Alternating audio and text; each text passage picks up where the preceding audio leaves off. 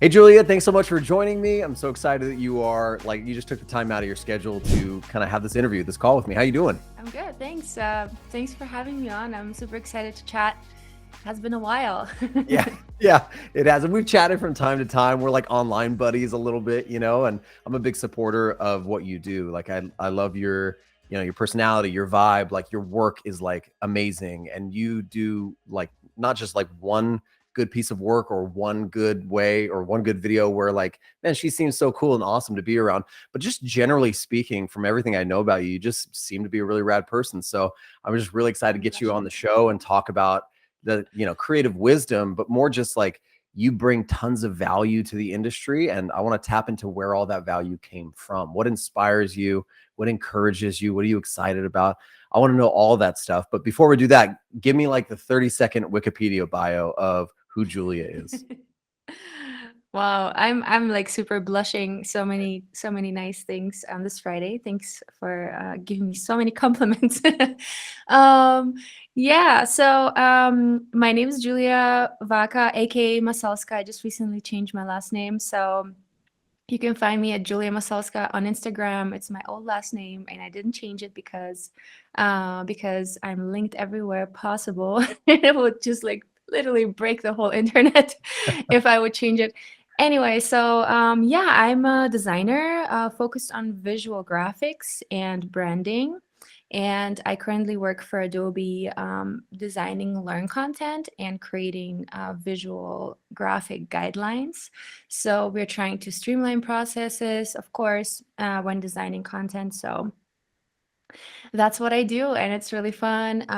But I have been freelancing for the longest time, for about 6, 7 years. I've been freelancing out there in the market, getting clients, working with different types of companies, small to mid-sized businesses usually, on different types of projects. And I've been mostly into branding, packaging, and visual art direction, stuff like that. So I bring a lot of freelance experience and kind of dealing with clients, dealing with all of these things that come with having a small business, but also now started a full time, which was a very big contrast. But I don't think I would have started that if I didn't know that it was the right thing for me. So anyway, this is that. That's cool. That's amazing. I think there's so much in there that I would love to like kind of like pick at and find out more about, Uh-huh. because I think a lot of times when people think about freelancing, well, first off, there's a lot of people that try freelancing and they don't like it. They don't love it. They don't last long in it. I've freelanced like and on and off for years. I'm doing it full time right now. And some people just they either love it or they hate it. But I kind of think a lot of people don't give it enough time and figure out the business side of that. Can you speak to that a little bit? Like, how was that for you, like becoming a freelancer, and you were consistently doing it for 6 or 7 years before you stepped into a new season of life? What was that learning curve and that process like for you? Yeah, I think the reason why I was doing it is because I come from a family that is very business oriented, so I get that side from my mom a lot. She was constantly teaching me about business and talking about her business issues, things. So I kind of it came from that background, and then for me, it was very natural, to be a graphic designer and to work with clients. So that was just something that I found my path into, and I felt really comfortable with it. Initially, so I am a university dropout. Initially, I started studying industrial design in Germany. So yeah, I spent most of my life in Germany, by the way, and I'm now here in the US since 2017. So I started my university studies in industrial design, and that's why I have this like 3D and packaging background. And then I found my way into graphic design and branding. And I really love just helping people with design because I was so passionate about design and I knew its power.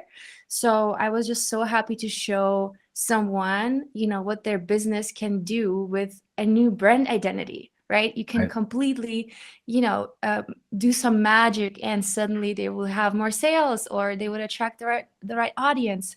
So that was really magical to me, and I just really loved doing it. And of course it was a process getting into the market and getting clients, but I was usually very good, talking about myself and what I do. So and that's a very important point, actually, because if you're starting out and nobody knows what you're doing, you're not putting yourself out there, you're not building online presence, then the chances are that you won't get noticed by anybody, right? Gotcha. So you definitely need to spread the word that you can do magic with somebody else's business. So I love that. that's what I I started love doing. that you Yeah. like talk about like spreading the word and like, making an online presence. And so much of that though is like, showing people what you can do and how you can help their business. That's a very like business focused mindset. It sounds like everything you're saying, like you had early kind of experiences with business. Your parents were entrepreneurs. So you are entrepreneurial like by nature. How Mhm. what about folks that like they want to get into the industry, right? They want to start freelancing. They love the idea of it. Maybe they're confused and they think it's like all coffee shops and traveling all the time, which, if you look at Julia's like Instagram, she does travel a lot. She's super cool. And she has some pretty cool experiences and stuff. So it's super fun to follow you and watch that stuff. But there is a lot of like hard work to it. But how do you what's like some of your top pieces of advice for people who want to get into the industry and they don't know what you mean by like create that online presence or put your work out there? Yeah, so when I started out with graphic design, the very attractive thing was that I could just work from anywhere. So I can literally take my laptop and I can work on a plane, and then I can step out and have some, learn a new culture. And I used to travel a lot during my university times when I was in an exchange semester in India. So I spent about a year in India, and and I also went to China. So I really found that super magical that you can just bring your machine with you and you can, work it in your free time, and then you can go and explore and get some inspiration from different cultures. And this work and travel thing was also very popular. But then very fast I found out that I really need my routine and I need to focus to be able to be 100% productive and to be able to really kind of grow this business side of my work, right? So that's what I found, and that's when I actually started digging into the different aspects of having a freelance business. And so, yeah, as Jesse was saying, as you were saying, so having an online portfolio, having social media channels wherever you want to kind of meet your clients, maybe, or wherever you want to get inspiration from. So I started building out these things, started building out my online portfolio on Behance, or wherever possible. I used to have a Dribble. I used to try Fiverr. I used to try any kind of Upwork, everywhere where I can possibly get freelance clients, right? So that was the start. And then once I got one client, and the key is to actually just produce good work, because if you don't produce good work, the word doesn't spread itself, right? And if you produce good work, the client that you worked with in the past might tell his other friends and might tell his other business partners or colleagues, right? So then you get plus, multiple other people from that one person. So it's basically Sure. like a chain reaction. If you do good work, right? If you don't, then this chain reaction kind of breaks down Right. and narrows down, and you get less and less kind of people coming to you just by doing nothing, right? I'm not talking about doing any promotion or anything actively kind of promoting your business, but just word of mouth is a really great way to really grow your business by just producing good work. I So think, that's let how I me can I started. ask you a question about that? Because Yeah. I do like mentorships with younger designers, and obviously we both make like content, like try to help designers. I talk to so many younger designers who are like up and coming in the industry, and they just don't believe me when I say that word of mouth is going to be like the biggest form of you finding new clients. They just think like the market's too saturated, there's too many good designers, there's too many amazing dribble shots or Behance case studies. No, it has to be something else. Like I think they think I'm lying to them or holding back some sort of secret sauce. But I'm like, no, it really is like word of mouth. Can you talk a little bit more about like what it is to do really good work and treat clients really well and some of your experiences there with clients? Yeah, word of mouth is only good if you have produced something amazing. If you have produced shitty work, sorry for the language, shitty work, but and the client starts talking about you with others, like, oh, this designer was no good. So the only way word of mouth is good is when you produce good work. Or in the best case, amazing work, mind-blowing work, where the client is like, wow, and they just want to tell everybody, they want to show everybody, right? That's when word of mouth actually really works. And the key to producing great work is in the beginning of the project, listening a lot, listening and trying to empathize, trying to understand the problem, trying to understand the existing, maybe let's say it's a redesign, trying to understand the existing problem and trying to solve it, right? So the basis of any project is trying to understand the problem, trying to understand the client, trying to understand the audience that they're producing whatever they're producing the product for. Mhm. So for me, the key was always to really dive deep into that section of the project. Understanding the audience and understanding the client's needs will give you a really great kind of way of rationalizing your decision making in the design process. So once you understand the audience, once you understand the problem, you can actually use design to find solutions for that problem. And whenever you present to your client, everything makes sense, right? It makes sense because you have reasons for every single design decision that you have made during the design process. So they can never say anything against it, right? So everything you're doing is right. And then you have this kind of solution for them. You solve the problem. And that's a good project, right? And a great project is when you solve the problem and then you are kind of creating this very inspiring and this very kind of next level solution for them. So you're not only solving the problem and just creating this regular design, but you take the time to take that to the next step. I don't Mhm. know, maybe using animation, maybe presenting multiple versions of it, and maybe exploring some more and finding, because the more time you take to produce something, the better it gets, right? Right. So if you take that extra step, once you're already satisfied, take that extra step, and then it's going to be amazing. So that's basically the key. And once you produce amazing work, then the client is going to talk about you. Yeah, love it. Do you believe in the statement, under promise, over deliver? Yeah, absolutely. Absolutely. Also, I think it's really important not only to deliver the work, but also be on time, be reliable, respond right away. So all of these things that, yeah, your service needs to be over delivered, right? And the expectations might be set low.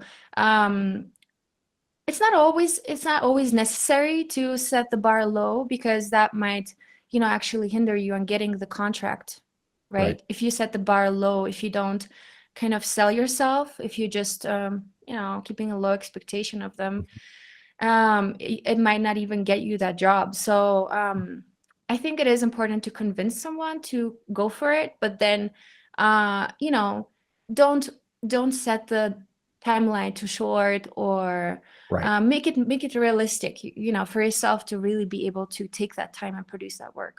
Yeah, I love you said the word services, like, which for me just like goes off like a bell in my head, because I think a lot of times people forget that we are a service-based industry, and a lot of times Right. you can look around and see the amazing work that Julia makes and the amazing work somebody else on Behance or whatever makes. And we're like, oh, I need to make pretty things, versus like you said, my service is solving people's problems, right? Like being a good listener. There's a huge part of this that is just soft skills. It's not necessarily, I mean, obviously we need to have the technical skill to solve those problems through design, but the soft skills of being on time, like you said, like responding quickly, being a good listener, asking good questions. These are like what I try to encourage, especially younger designers. Like, this is going to set you up for success if you just learn a lot of Right. these soft skills you don't think are very important. Right. And I think we hear the word empathy a lot in Right. design. We want to empathize with the user or the problem. How do you go about that? Do you have a process for asking questions or digging deep, or do you do a certain type of research? Can you maybe elaborate on that a little bit? Yeah, sure. I can tell you about my process, understanding the problem. Well, first, I wanted to mention, like, really quickly, uh, uh, situations that I had with my clients, because some of them are also, new business owners. They're having big budgets, maybe investments, and they are mentally, like, they're nervous. They Sure. want to have, they want to have a good product that sells because they have responsibility, right? When they're taking out loans, when they're getting an investment, and so on. They have to deliver and they're getting nervous. So some of the clients, and that's also one of the soft skills. Some of the clients sometimes get that, like, nervous, breakdown almost, Yeah. where they're confused and they hate everything and they think that it's going to fail. And in that situation, you can also sit down with them and tell them, hey, so what's wrong? Let's sit down, let's talk about this. Let's sort it out, let's find, ways to solve your problem. It's also like on a personal level, and sometimes it had to do with some other designers that are working with them, and everything they do or they did wasn't working for them. So, sometimes I would just sit down with my client and talk about the other design, kind of like an art direction kind of meeting, Yeah. helping them sort out what exactly they don't like about that work. And so that is also such a soft skill, just to sit down with them and say, hey, so let's sort things out, and let's, be rational about it. Let's find solutions and next steps.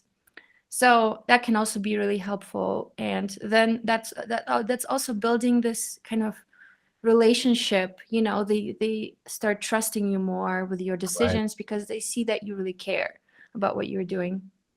They see that you really care about their product, about their business.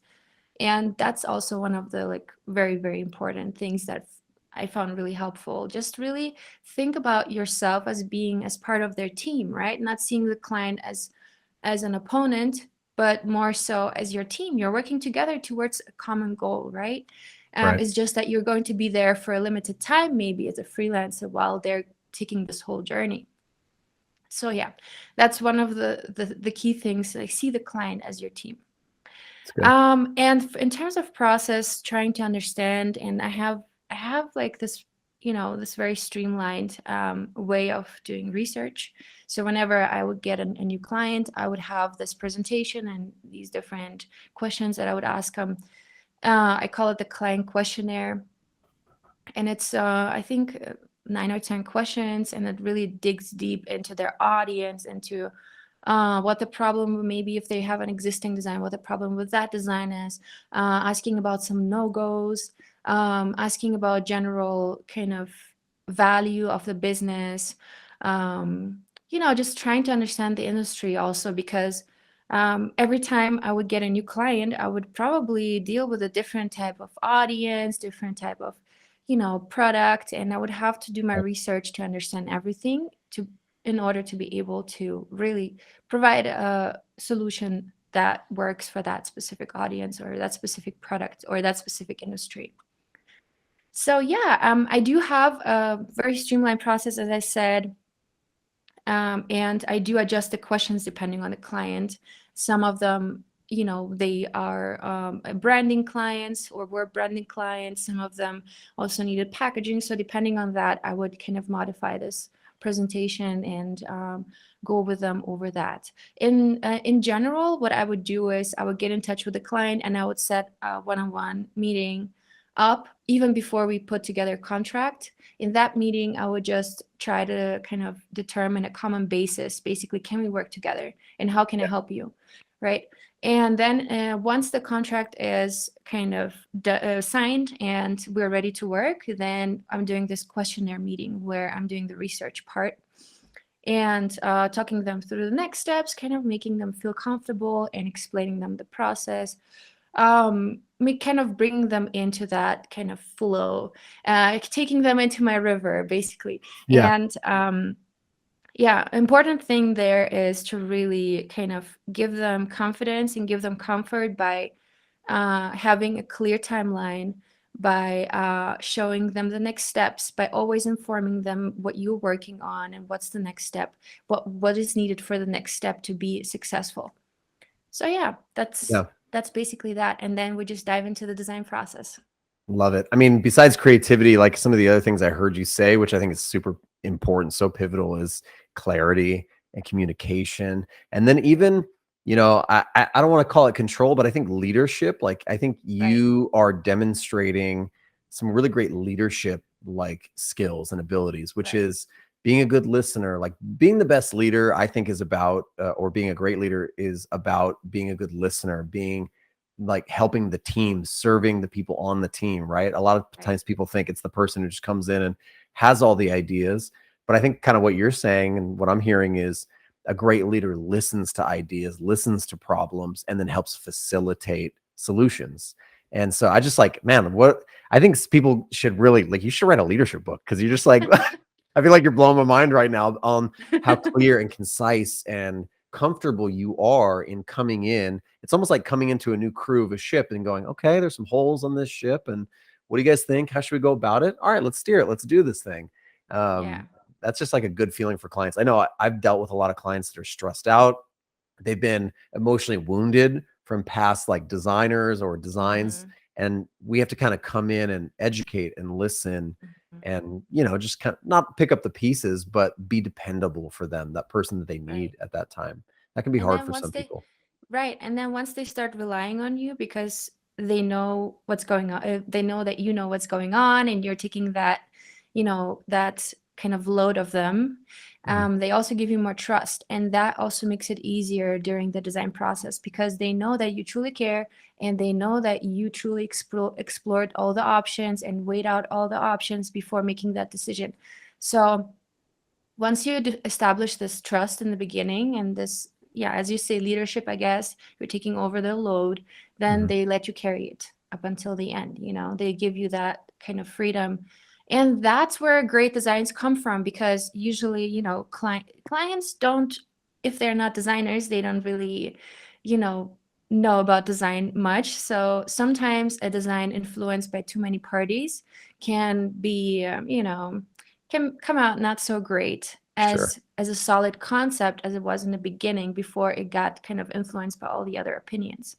So sometimes us as designers, we really need that trust to carry out that very strong concept that we have in mind Mhm. and to present it later on. So by building that kind of basis, we ensure that this process can go smooth for us as designers. Yeah. Yeah, absolutely. Establishing trust. I love that. Establish the trust and they'll let you carry, with that Right. trust that you've established. So you said something really interesting and I kind of wanted to hear about it some more, which was you do a lot of branding and packaging and, a lot of that type of work where I do more like UI design, UX design, mobile applications. I How did you find that thing that you loved? And then how do you kind of control yourself to stay kind of within the realm in that area? Is that like for you, is that like niching down and focusing, or do you do a bunch of other different things, websites and other things like that? I don't know. Tell me, talk to that a little bit if you could. Yeah, so while I was freelancing, so right now I'm kind of doing slightly different things. I'm focusing more on the branding and kind of visual guidelines, and so something very specific within Adobe. Mhm. But before that, I would say I was not very well niche down. I was pretty much working with every possible industry, except maybe, well, when you see my work, you can see that I'm more on the experimental, colorful, Yeah. not always colorful, but my design is very specific, let's say. And whenever, let's say, a medical company sees my work, they're like, "Oh no, that's not, that's not that." But more on the experimental, youthful, modern kind of design. So naturally, I will get those types of clients, and you can determine that by building this type of portfolio. So if you want to attract that audience, build the project that will inspire them to work with you, right? Right. In terms of niching down, I was niche down basically on doing branding and packaging. And whenever I got clients, usually it was a combination of those two things. So, so yeah. And what was the question? It was just, I'm always interested to hear how people choose, because when I started my career, Yeah. I started in print design. I transitioned really quickly to web Oh yeah. design.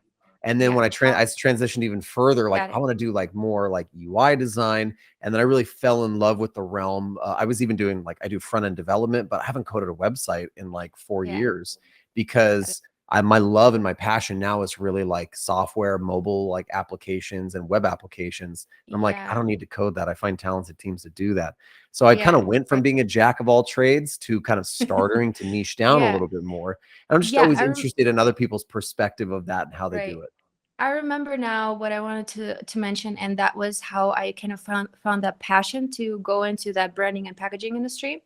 And so that's where I lost the thread. So the reason why I got into that industry is because once I started looking into different fields of design, I started looking around and I started noticing things, and what caught my eye the most was packaging. Whenever I went to the store and I saw, graphics on the packaging, and I only like shook my head and told myself, no, this is not possible. And so the thing that I guess like drives you to work for a specific industry is when you notice all the flaws and you have that feeling you want to make it better, Oh, yeah. so if that's the case for packaging, then maybe your interest is in packaging.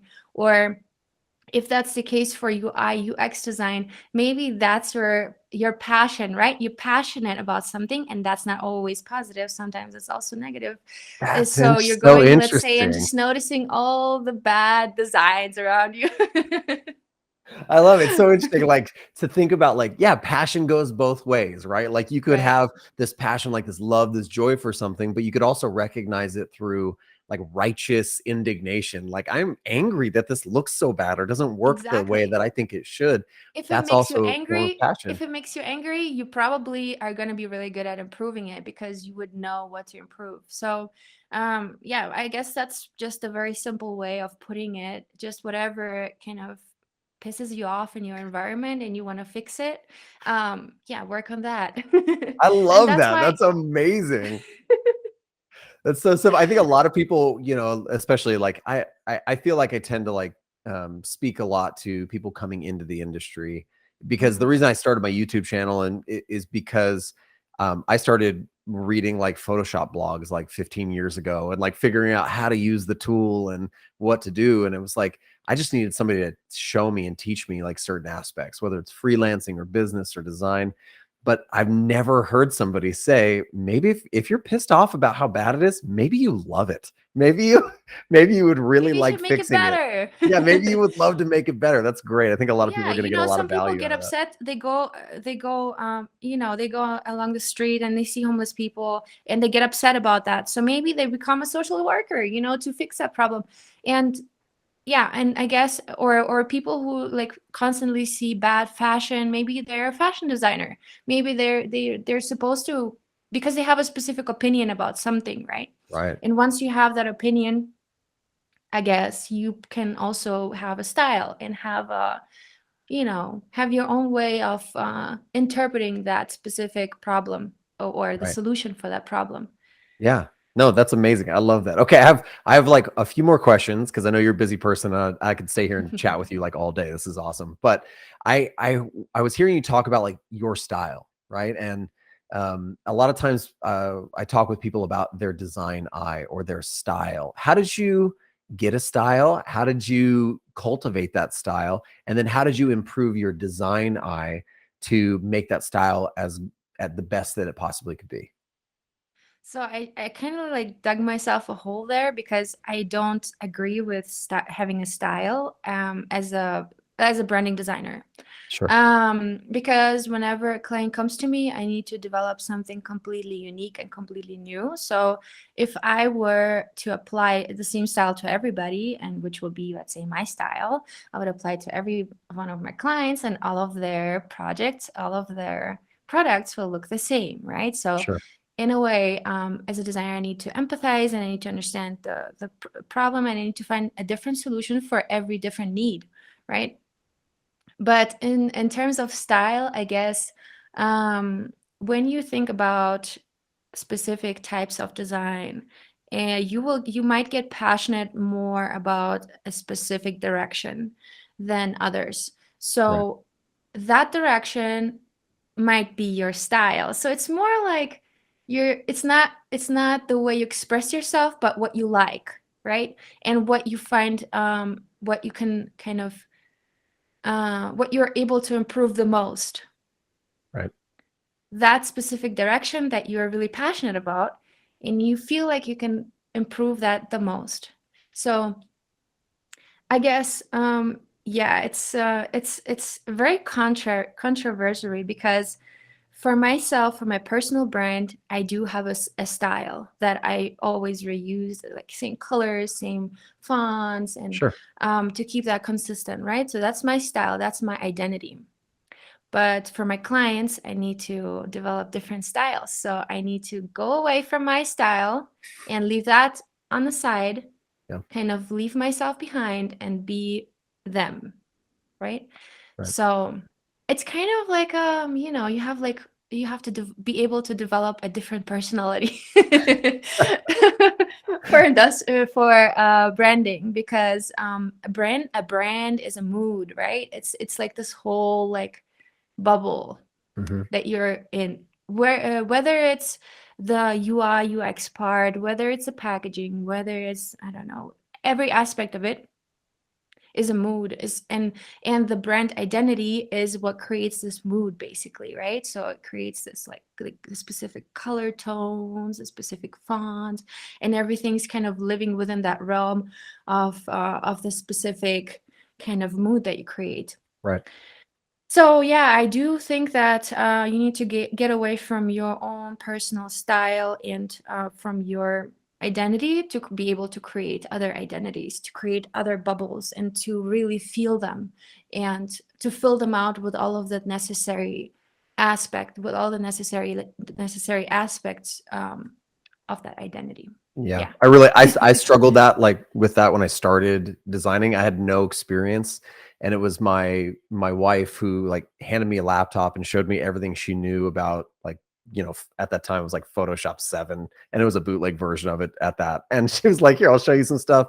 You can try stuff." And at that time I was playing in a bunch of punk rock bands and metal bands, so everything that I created just had tons of like grunge texture, and like everything was just so textured and It was your grungy style. because that was my style, and I had to learn to leave that style, to kind of surrender that style. And I think the hard part, and some people struggle with this, and I wonder if you've ever had to kind of combat this, is learning new techniques and new styles that you are less comfortable with, right? So like if somebody was to come to me and say, "Hey, can you do," I don't do a lot of brand design anymore, but hey, could you like establish a brand identity for, a really beautiful, soft, feminine, like makeup or like perfume line? I'd be like, oh, I would really struggle with that. Like, I know that I would need to enter into that space and empathize, but it would be harder for me because I have less hands-on experience with it. Does that make sense? Mhm. Yeah, absolutely. And I do, so on my YouTube channel, I don't know if you saw that, but I had like these improv sessions. I'm not doing much YouTube anymore, but Mhm. they were called Branding Wheel of Fortune. So basically, I would train myself to um, so the concept was I was taking like business suggestions from my Instagram audience. So they would say, "Hey, let's make a chocolate brand, let's make a beer brand, let's make all these different suggestions." And I took them and I basically put them on the Wheel of Fortune. And then I would just like on a live stream, I would just like roll that wheel, and then it will be just a random product that I would have to design an identity for. So I would go online. And by the way, this was a really quick exercise, never the way I would do it for my clients, but the process kind of similar. I would do my research, look at the different brands that are kind of in that realm, and pull myself a mood board, and then I would analyze colors and all of that stuff that kind of comes with that specific product. Mhm. And then I would, make something of my own that kind of fits into that industry basically. Yeah. So yeah, you have to train, like one has to train themselves to do that. um but you can also be very specialized in one thing, and you can be very successful at that. You don't have to necessarily be jumping between all of these different things. You can also have a very specific style, because there are some designers and artists that I've seen who have a very specific style, and the clients come to them for that specific style, Right. right? Because they know what they'll get. And so there are two, I would say, two types of brand identity designers.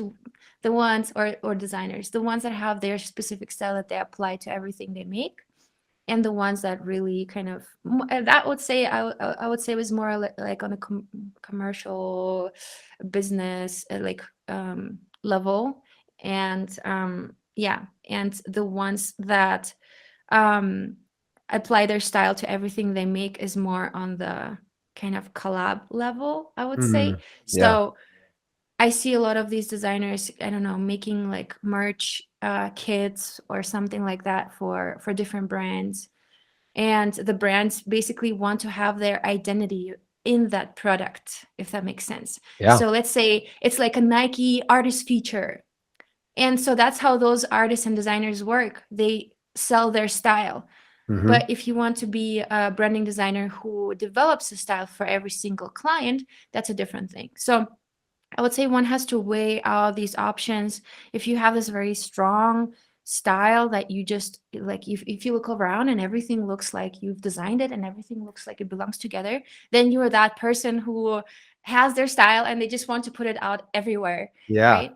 Um, so I see a lot of that. Like Meg Lewis, everything that she does is just Yeah. Meg Lewis, right? Very Meg So Lewis. Absolutely. yeah. Yeah, and if you see her office, it's just Meg Lewis everywhere you look. So It's great. right? Yeah. No, So it's a great example. Yeah. yeah, and so yeah, so there are those two different options that you can, or ways that you can take.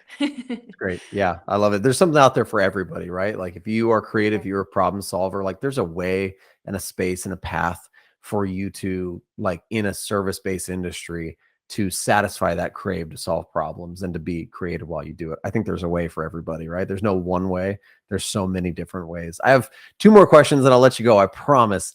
Right. The first one Good. is tell me if you could just maybe just tell me a little bit about your transition from freelancing, which we've talked a lot about, into a full-time role, because I know sometimes people think that it's one or the other, or freelancing is like the best thing ever and you shouldn't go work full-time, or vice Full versa. time Sometimes people sucks. be 9 to 5. You're yeah, living a people boring are very life. You're opinionated living for the about it. security. You're not having fun at your work, at your job, Right. because you have to be there 9 to 5. Yes, and I think in most cases I would agree with that. I think freelancing is so much more kind of, well, you're free, right? You can Mhm. work at 10 in the night, you can work at 7 in the morning, you cannot work the whole day, right? Right. So in the terms of time, you are free, especially so especially compared to people who have to go to the office like every single morning, and you have to go somewhere and be somewhere and then come back, and then basically your whole day you're spending somewhere else apart from your home, your family, your dog, your your comfort space. So in that way, freelancing is really comfortable and really nice, right? Because you have that freedom. In my case, how that was is I have been working with Adobe forever as a freelancer. Since I think 2018, I've been doing streaming for them. So there were, a couple engagements a year, and then there were more engagements a year and more engagements a year. So basically, I was kind of pulled into that Yeah. environment by being suggested for more projects and for more projects. And so I kind of became part of this environment, which is, by the way, with really exciting environment, because you get to see all that technology kind of grow and thrive at the tips of your hands, and you can see it all kind of develop, which is super interesting for me, this innovation aspect of being part of a company. um and then another big difference is between freelance work and being full-time employed is, for my case, when I was a freelancer, I would always work on multiple projects at the same time, or very kind of quick turnaround projects, just a couple months and then you're done, off to the next client, Mm.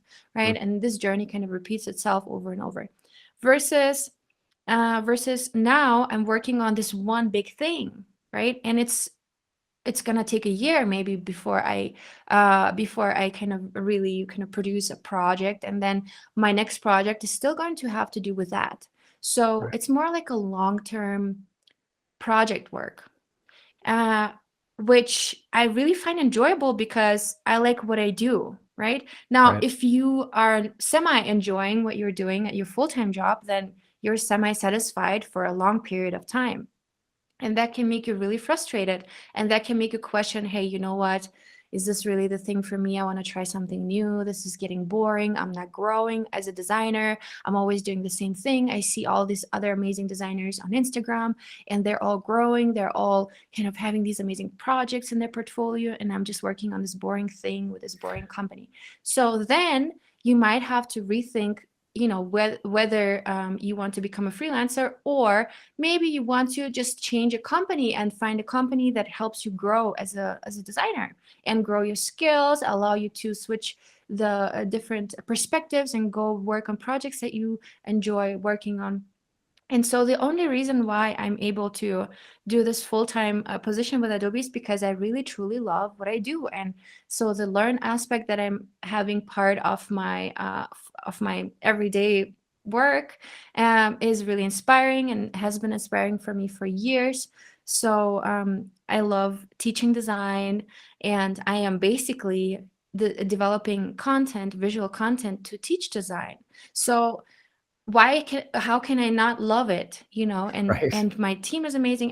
Like the whole environment is just so much fun. So in this case, I prefer that than having a 50-50 of clients, where some clients I'm not, yeah, the work is great, but they're really annoying, or it's always, you don't know what you're gonna get. Right. Basically, are Right. they gonna pay? Is it gonna work? I always have to convince someone that I'm good enough for them, in a way where I'm not sounding too needy. So anyway, so I think there are pros and cons with those two.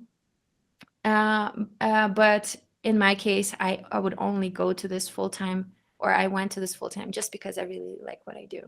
I And think that's that's something I would that's the have thing done that in you full-time. said that really, like, for me, makes a huge statement, which is like, you should work not to live, right? Like, you shouldn't work just to survive. You shouldn't work just to get by. Like, you should do something you really love, that you're really passionate about. And this Right. industry, if any other industry, like if any industry has that opportunity, I feel like this design industry does, right? Where you can find Yeah. something you do, find a style, find a niche, find a job, find a client that you love, and then figure out how to do that as much as possible. So when you show up to work, it doesn't feel like work. It feels like something you love. Right. And maybe some people Yeah. don't love dealing with clients or doing their own taxes or figuring out if they should Right. be an LLC or an S corp. They're just like, I'd rather just Right. do the work that I love and not worry about all that.